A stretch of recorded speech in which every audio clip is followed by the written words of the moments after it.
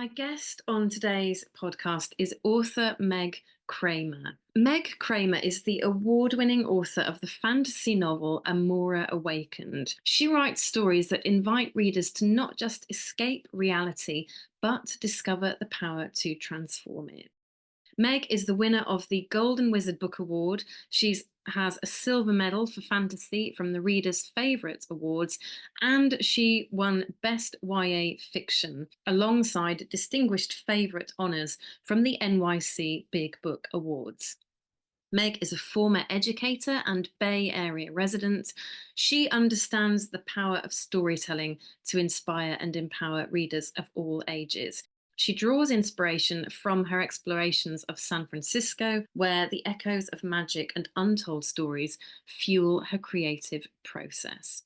As an LGBTQIA plus ally, she crafts warm, spirited narratives featuring diverse characters from all walks of life.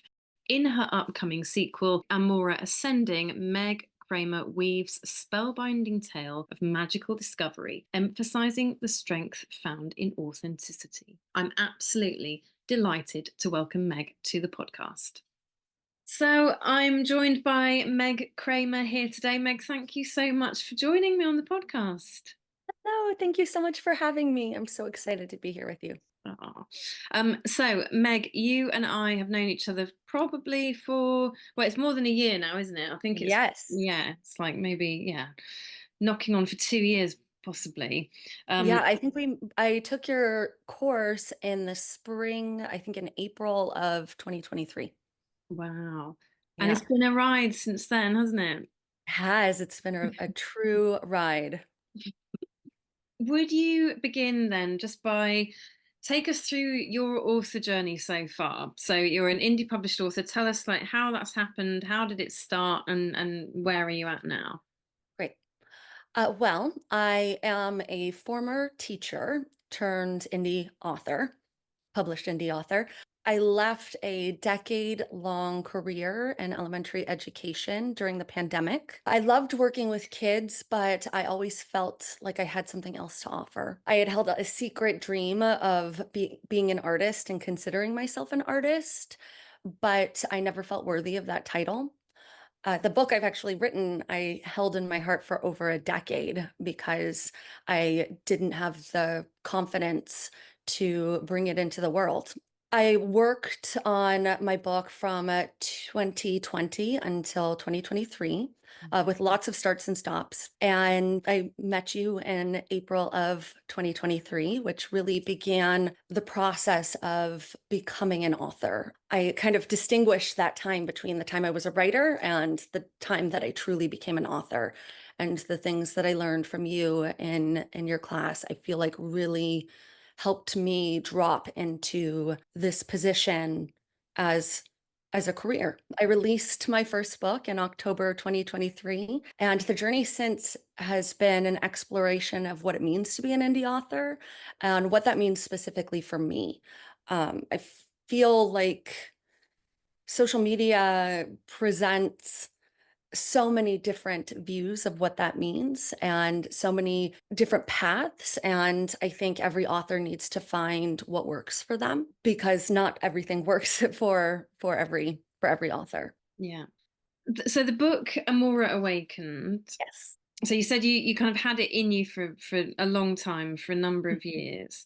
What has the process been like of kind of bringing that story to fruition to the world? What has the process been like in terms of finding your readers, find like having a kind of community around you, not just of readers, but a kind of supporting you as an author? What's that been like? That has been a massive journey in self-discovery. I really had to rewrite who I believed I was. Growing up, I always wanted to be an author. I can remember I used to write stories and any of my free time. I actually wanted to be a playwright, and I would write all of these little plays, and I would, try and find people to perform them with me, and nobody ever wanted to. And but I always that desire to create and share stories was always in me. But my inner critic became an incredibly loud voice in my head that told me wasn't going to be something that I could accomplish. And I was also very well trained by society to believe that being an artist was not anything to be considered legitimate. It wasn't a legitimate career, and it didn't make me worthy of taking up space in the world. So I feel like the past, especially since releasing my book, I have been unwinding that programming within me and finding my worthiness outside of my work. And I think finding a community of readers that love Amora and love my stories and identify with my experience has been really beneficial in moving me forward. I think connecting with other authors who deeply understand what this journey is like, and also finding fantastic mentors who can, guide me on my journey has been a massive shift in my perspective and helped me realize that yes, I'm an indie author and yes, I have my own business, but I'm not in it alone. I think I've had to learn to ask for help in a way that I never have before. And I've always been someone who wanted to appear like I had all of my ducks in a line. Mm, I have always curated how the world sees and perceives me and how I want people to see and perceive me. And I've learned that in order to connect with my readers and to really have my story resonate with my audience, I have to share more of who I am, and because it's so deeply tied to my story. mm, My books are about magic and witches on the surface, but they are really about self-discovery and self-acceptance and also the magic that happens when you step into your power. And that has really been a lived journey for me. mhm, I often feel like the books that I write, in order to write them, I have to live the experience of my characters first before I can actually write them well. mm, Um, mm, and I love actually looking back at my stories and seeing it feels like glitter, and where I can identify myself and my story and my work. mm. And I love the way you just articulated that because really, I mean, so when when you first met me and I started speaking about author brand and this kind of concept of the author brand story, and I feel like what the way you've just explained your own author brand story, essentially, that really kind of encapsulates what we're talking about. That Mhm. that you are so inextricably tied to the themes and the kind of reason behind your book, why you wrote the book. Like you said, it's about magic and it's about witches, but actually what it's really about is something that means an awful lot to you on Yeah. a personal level. Mhm. But do you feel like, because I know that a lot of authors, would you agree it's quite confronting to have to talk about yourself as an author in that way? Oh, absolutely. And and I think when I think back on taking your class, I wrote my author brand story with you. Mm, And I thought, okay, I have my story. I know what this is about. I can share this. And realized it took me, I think, 3 months of attempting to share that story, but before I actually realized that I wasn't sharing any of the meat of that story because I was afraid. And actually, at the beginning of this year, I took a step back because I had burned myself out spinning my wheels, trying to meet this definition of success that I realized was not my own because it wasn't tied to who I am. mm, And as I started, unpacking why I was feeling so burnt out, I realized that it was because I wasn't being authentically me and I wasn't sharing the true message of my story, which is self-discovery is hard and it's scary and vulnerable, but it's also magical. mm, And it does feel like this alchemical process of becoming someone completely different as you share your who you truly are.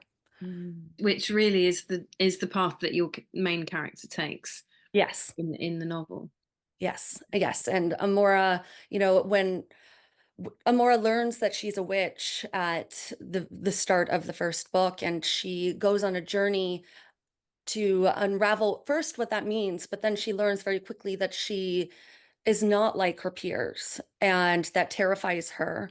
And she tries to run from it, but then feels that she can't. She starts having these dreams that are urging her to begin exploring who she truly is, and to find out the truth. Mm. And as she begins to unravel her story and her history, and the history of the witches that she comes from, she comes to this moment where she needs to embrace her strength and embrace everything she's feeling to truly drop into her power.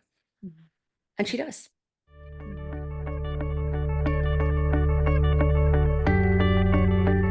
I'd just like to pause today's conversation to let you know about something very special I will be running for authors next year in June 2025. My authors retreat at the absolutely stunning location of Arddoch, a private venue on the banks of Loch Lomond in Scotland. This retreat is focused on allowing authors to meet with other like-minded authors, unwind and relax in the most luxurious, very private setting on the doorstep of one of Scotland's most breathtaking locations of natural beauty. The retreat gives you space and time to indulge your own creativity and to tap into your vision for your future author journey, goals, and success. You will be provided with an inspiring, reviving, expansive break away from your everyday world to connect with yourself, your inner creativity, and of course, to have some fun with other authors. Workshops will be included. We'll be working on defining your vision for your author brand and guiding you through the next steps for your author success.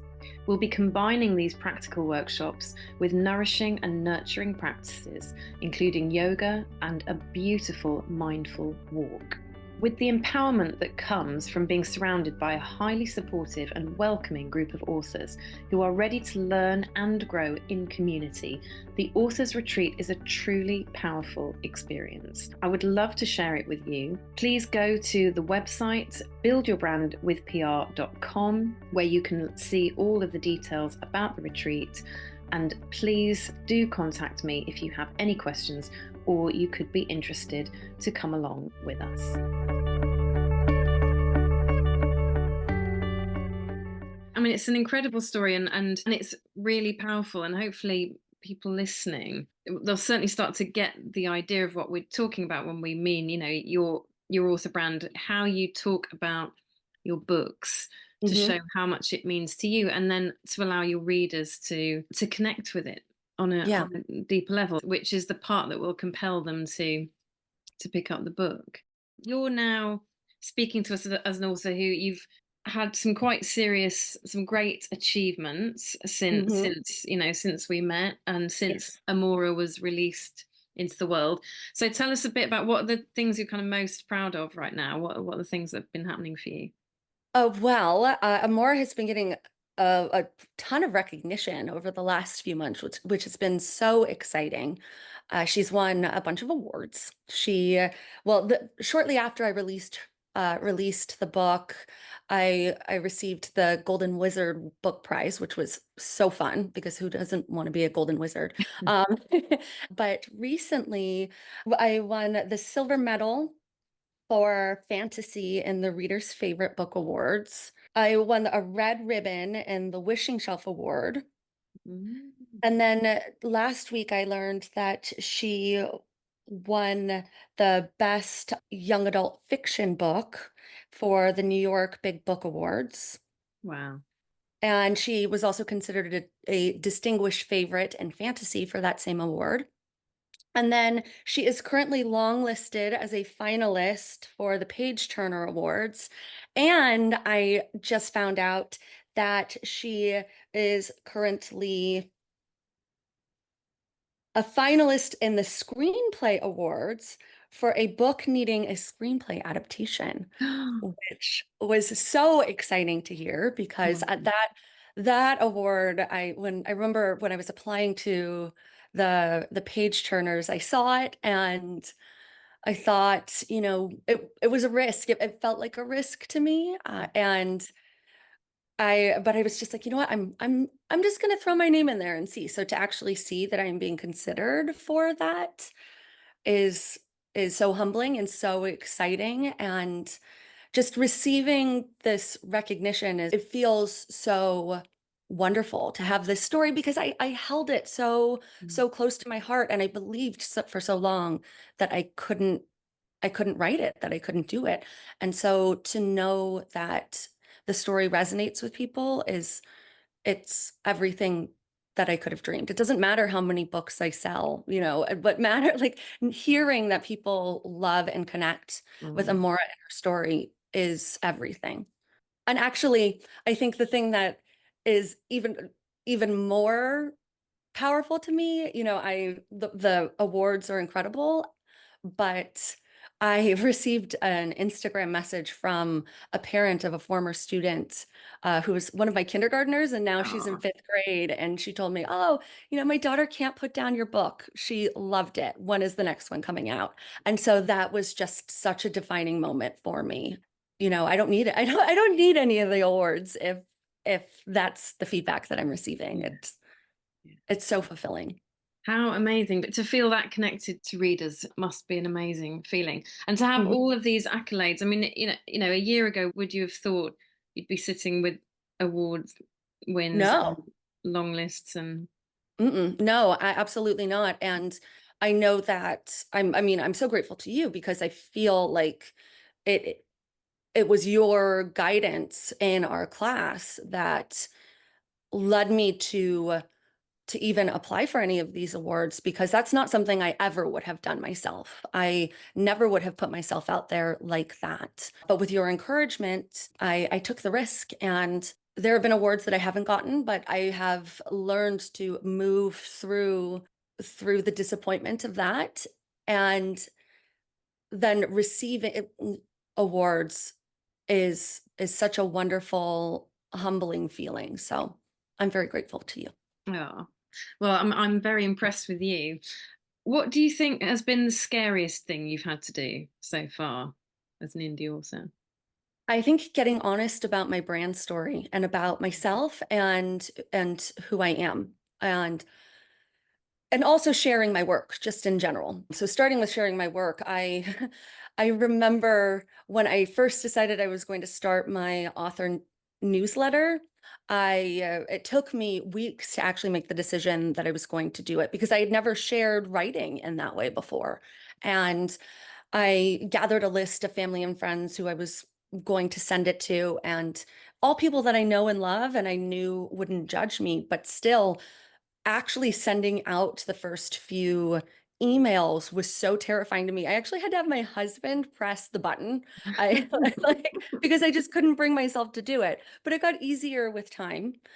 And then also, sharing my book with the world when I finally reached the point that I was going to publish it, I I remember the week beforehand I was terrified because it felt so personal, and I had never shared work in such a way like that. But I feel like doing that work and moving through that fear and actually sharing my work prepared me to really share the whole of Mm. my story of who I am. As I mentioned, when I wrote my brand story in your class, I thought that I knew what I was doing, and I thought that I knew that I could share it. And when I realized that I actually wasn't using the entirety of my brand story and being authentic in my offerings, and I was just sharing for the sake of sharing things that didn't have to do with my book and didn't have to do with me, I had to step back and really be present in myself and face that fear of being seen. Mm. My inner critic has been such a massive character in this journey, and I often feel like I've had to befriend her, and I've actually given her a name. That's how I've kind of helped myself move through my fears. I've named her Agnes, and I have a little image in my head of what she looks like. And so she and I have conversations whenever, she freaks out. And so Agnes and I had to have a conversation about what what my goal is. And I needed to convince her that I can I can handle whatever comes, and I deserve to try. And what's fascinating to me, and it's something that you always told us in class, the more authentic you are, the more engagement you're going to receive. And I find that the posts that I receive the most engagement around and the most feedback from are the posts about me and the posts about my author journey. And when I share about something I'm struggling with, or, I'm currently in the process of rewriting my entire second book because I realized that I didn't listen to my creative intuition, and I took it in a direction that it didn't need to go, and that in a direction that Amora would never go. And so I am starting over in the process and rewriting that book. And when I shared about that experience with my audience, I received so much support and so much feedback about the journey that it really pushed me forward more. Mm. That's incredible. So I know lots of authors really struggle with the kind of, what do they share? What do they post? How much of yourself to reveal to your audience? But I think what you're saying, as well as being inspirational, is kind of showing that it's not about giving people every detail of your life, is it? Right. No, it's not. It's about finding your lens of your journey and creating content that really supports that vision. Mm. So everything that I post is specifically focused on my journey of self-discovery as an author. And I may post about my children, but if I post about my children, it's directly related to how the work I'm doing is for them because of the example that I want to set for them. Mhm. I used to post just photos of them because they were cute, but when I really made this shift in my perspective and I began sharing photos of my life from this lens of how I've changed, what it means to be an author, Mm.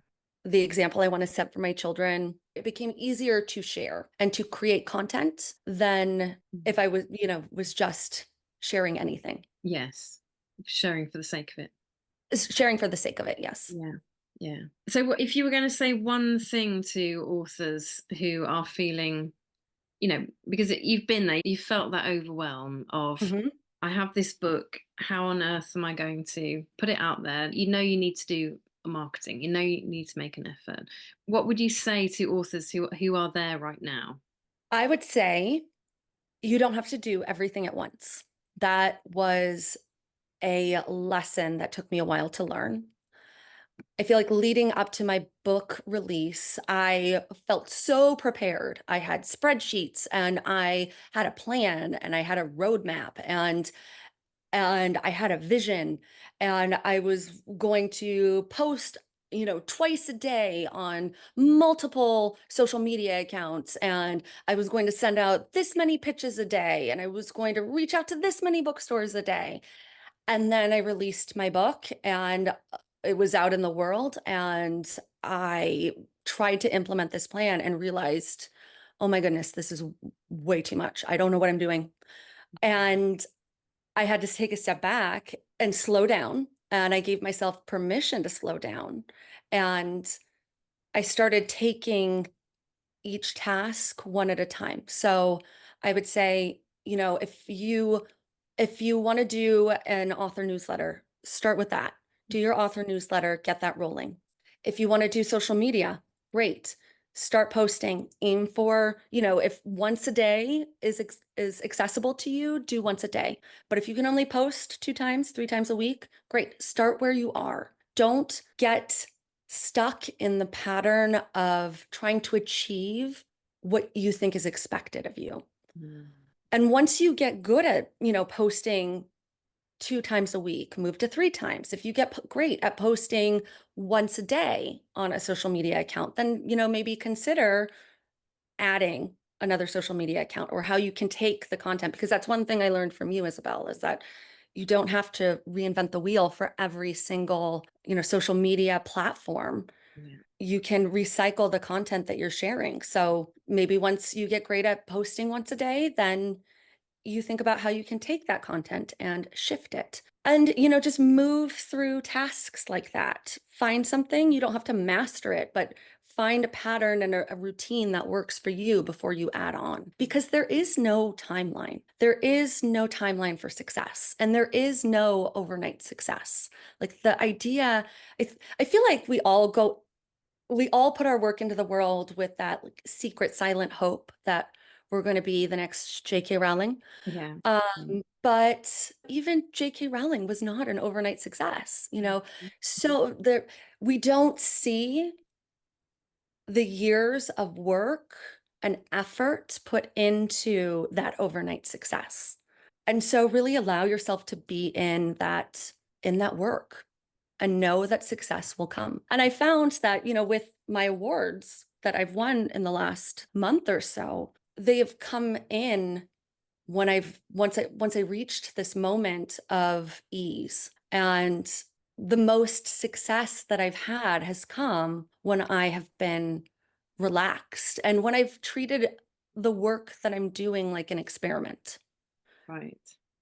And when I allow myself to know that if something doesn't work, that's okay. And it's not a reflection of me as an author, and it's not a reflection of my business, but it just didn't work for me. Right. That is a really powerful message. I think a couple of really powerful messages in what you just said, that not doing what we think we're expected to do. So authors, feeling like that now you're an author, you're expected to have this, have that, do this, do that. Yeah. And Yeah. not expecting the overnight success. I mean, that's something that I talk about quite a bit, is that, as you rightly say, we never see the steps that lead people to where they are visible to us. Hmm. We notice them when they've been several years, months, whatever down the line. Hmm. That's when we see them. So we don't see what's behind it, and not doing everything at once. I think that's really key, isn't it? Hmm. Yeah, and I feel like I told myself as I released my book, like I know that I'm not going to be an overnight success.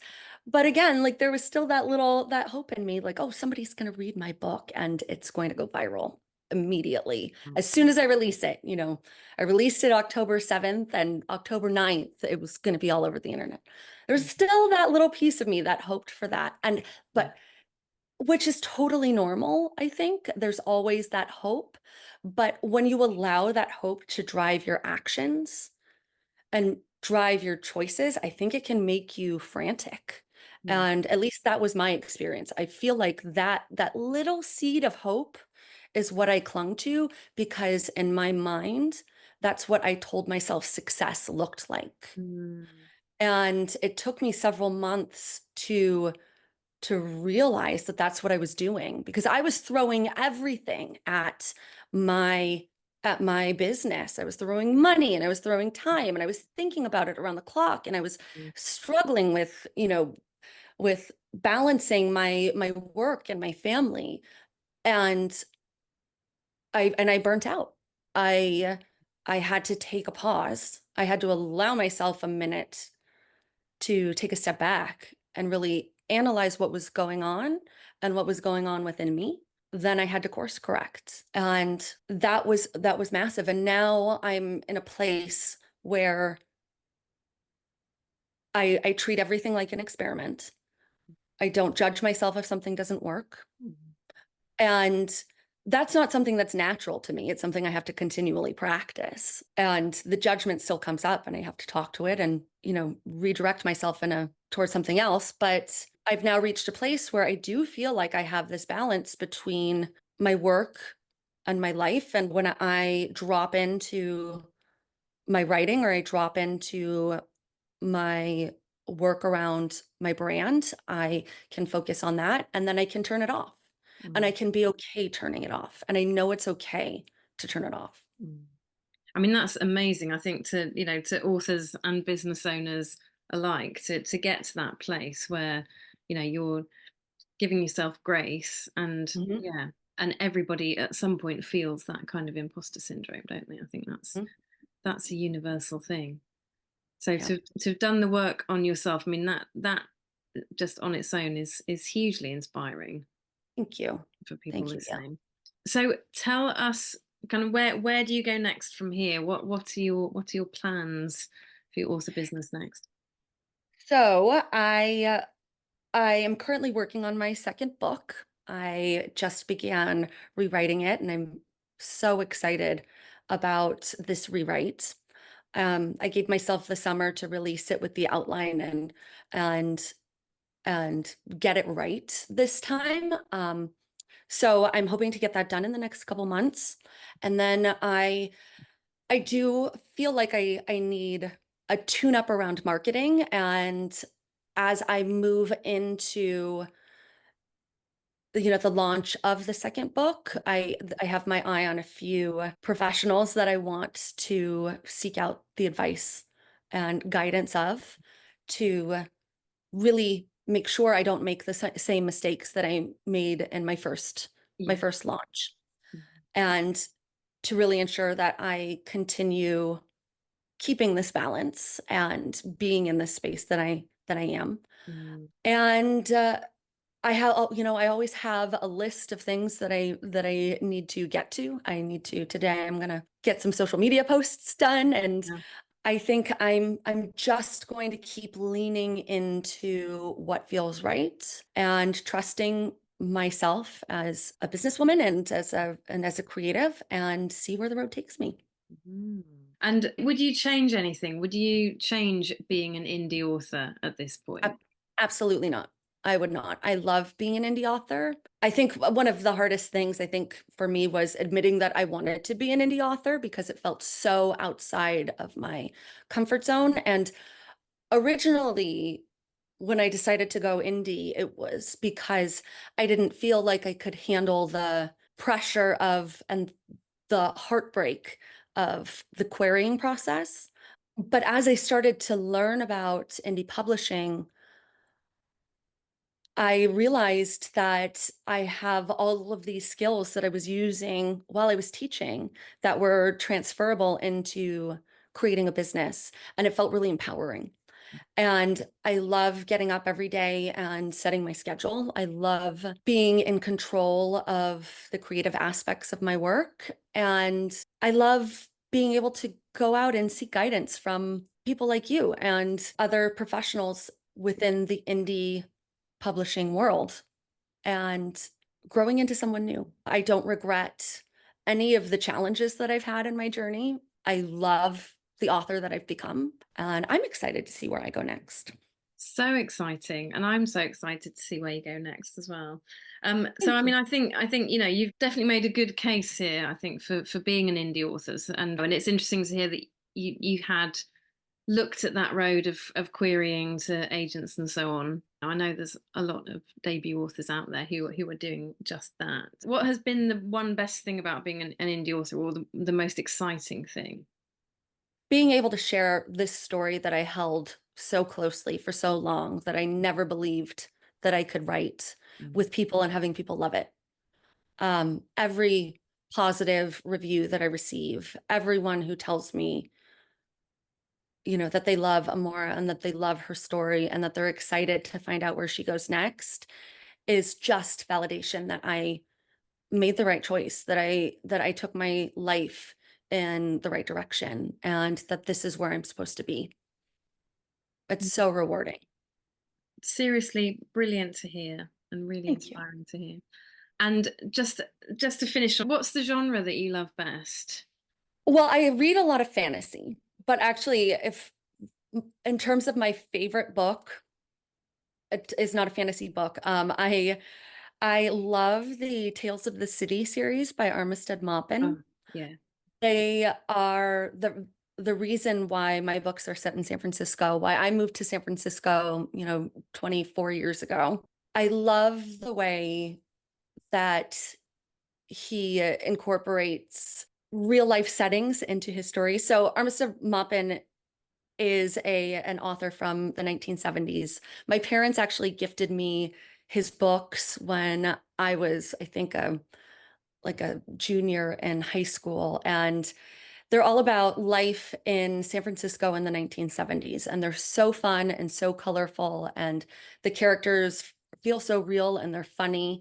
And I read all of these books and knew that I needed to move to San Francisco. And so I loved being able to walk around the city and see actual locations that were in the book, in the series, and because it made me feel like I was one of the characters. So when I wrote my book, my books are set in a magical version of San Francisco where humans and witches knowingly coexist. It was really important to me to weave in real places and set scenes in places where my readers could go, which has also been really wonderful in social media marketing because I can then take Amora to that place and I take her with me wherever I go, and I'll just, snap photos of her in places that appear in the book, or I would take TikTok videos of Amora at a restaurant she eats at in the book, or a museum she goes to. And so that's really fun. And my hope is that my readers will feel like they're stepping into this world and, begin to see magic in the world around them. Yeah.